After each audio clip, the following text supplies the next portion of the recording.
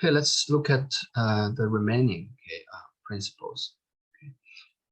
Let's see the right constraints, constraints guidelines. So yeah, a good user interface should just kind of provide some kind of constraints in order to prevent the users to make any kind of possible errors or mistakes. So like when you register some website, when you input some to create some the password, right? So you should just you can provide some constraints, okay? Like the length, it should be like between how many to how many, and also like the uppercase, lowercase, okay, the special characters, okay, and you cannot contain your name, okay, in the password, okay, and also yeah, you can add some constraints, okay, so that people can avoid, okay, to make any possible errors, okay. And perceptibility, okay, perceptibility guidelines. It's just to kind of keep users informed. Okay, it's quite similar, I think, to the website navigation. So it's just provide some navigation to users so that they can understand where they are and where to go. So you can provide this kind of here breadcrumbs, okay, and to so that the users, okay, they can know where they are and where to go. So if they want to go back, and they can click the higher hierarchical menu, okay. And tolerance, okay, for errors. So that means, okay, we allow the users, okay, to make some mistake, okay, and then the system can just still can work properly and safely, okay, even the users made some error, but of course the error should be not critical, okay. Then we can, the bad system, okay, can provide some way so that they can help the users to, to come back, okay, to return from the error. Okay. So, for some kind of elevators, right? Sometimes you just pressed wrong button. If you want to go to the floor like 7, but by mistake you pressed floor 6. So a good design of the elevator is you can push, okay, the button for level 6 for floor 6 again to cancel that. Okay, so that is a good design tolerance, good tolerance for making errors. But some elevator does not allow you to cancel, so that's a bad design. Then you have to wait, okay, the elevator stop at floor 6, open the door and close the door. Then you can go to floor 7, right? And another example is the search, okay, Google search. All right, so I know many times, okay, when we want to search something, so we input some keywords, right? But we could easily make some mistake by typo, or if we forgot how to spell the words, right? So we could input some wrong spelling of some words.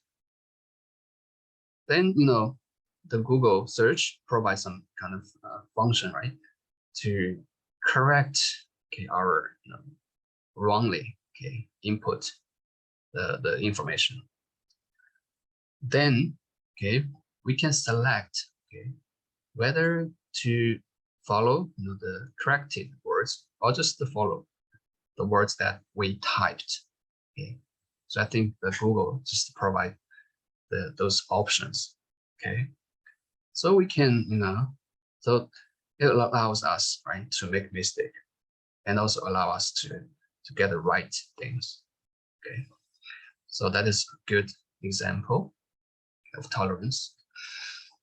All right, another important issue is the feedback. Okay, feedback.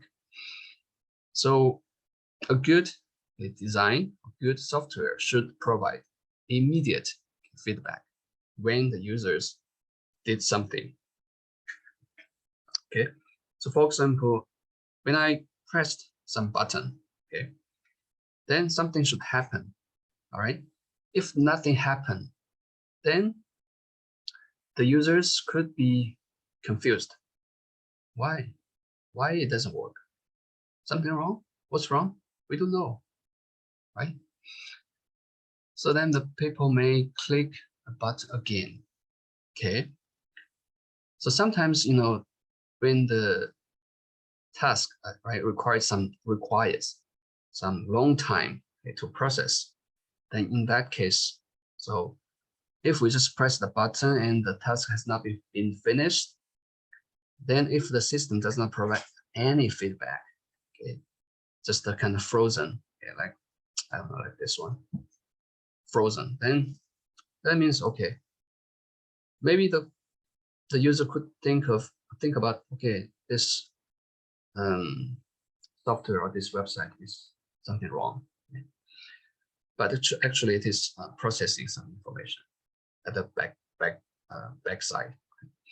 So in that case, we should provide some kind of progress bar to show to give some feedback of yeah, this is in processing. You have to be patient. You have to wait. Okay. So I had an experience, okay, to develop some medical software. At that time, it was my first time to design. So at the beginning, I did not provide any feedback for the long time processing. For the short term processing, it's okay. The system can give some feedback, right? Can like if you click some button, then the system will show something, right? But for the long processing, so the users click that thing, the button, but nothing happened. Then the users just keep clicking the button. They actually, the same code, same thing, right? Actually has been processed many times. So that means, okay, the same processing will be executed many times. Then that will cause kind of error or crash, okay, of the software. Okay, so then later, okay, I just added this kind of progress bar, okay, feedback. Then that improved, okay, the usability of the software. Okay, and of course sometimes we could make some errors. Okay, same.